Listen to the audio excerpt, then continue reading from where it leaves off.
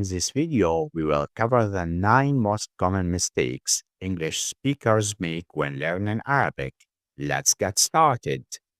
Ignoring vowel marks, harakat. One of the biggest mistakes beginners make is ignoring short vowels.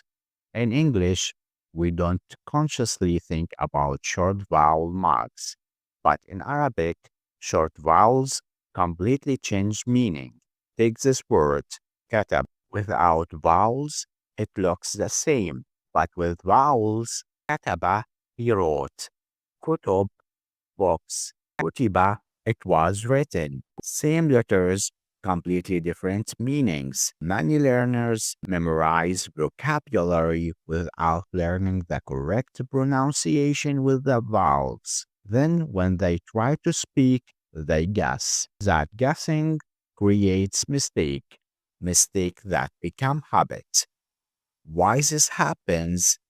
English speakers are used to reading without needing full vowel awareness, expecting Arabic to behave like English. Arabic is structurally different. Word order can change.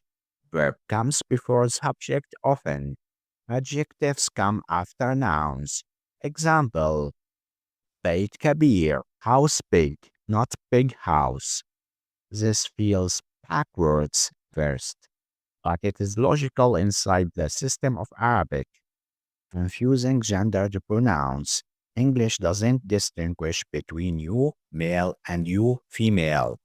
Arabic does. Anta, you male. Anti, you female.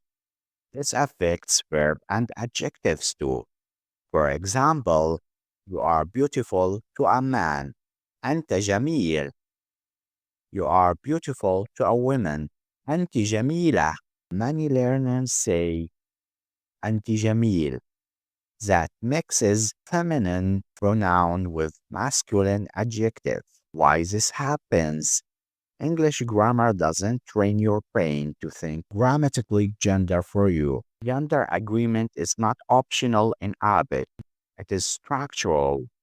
Translating literally from English, this is one of the most damaging habits. English sentence structure doesn't equal Arabic sentence structure. Example, English, I am 20 years old. Literal translation, أنا 20 سنة عمري. Correct Arabic, عمري 20 سنة. Another example, English, I miss you.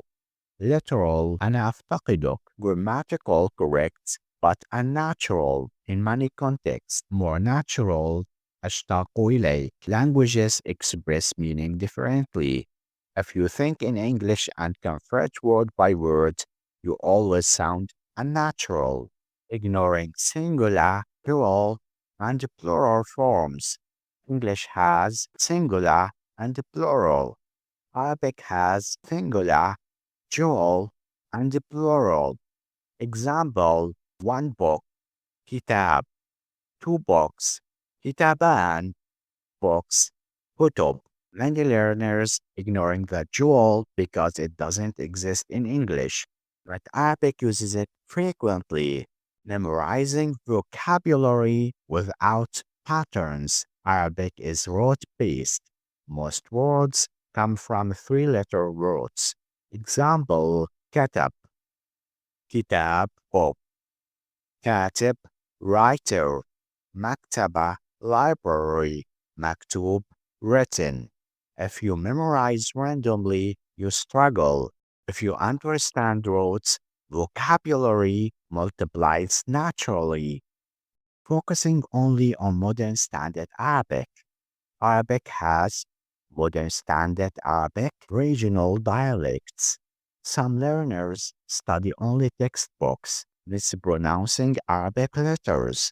Arabic contains sounds that simply doesn't exist in English.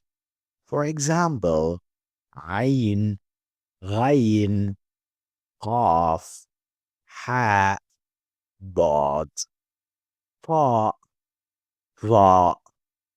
Many English speakers replace unfamiliar sounds with the closest English equivalent. Example, pen, qalam. Correct pronunciation, kalam. Common mistake, galam or kalam. It is not J and it is not K, but cough. It is produced deeper in the throat. Another example, Arabic. Many learners skip the ain completely, but that sound matters. Why this happens? Your brain wants to stay comfortable. It substitutes new sounds with the familiar ones, avoiding speaking because of fear. Many English speakers overanalyze grammar and delay speaking. Arabic grammar is deep, but you don't need perfection to speak. Make mistakes early, correct them early. Silence doesn't spell the fluency.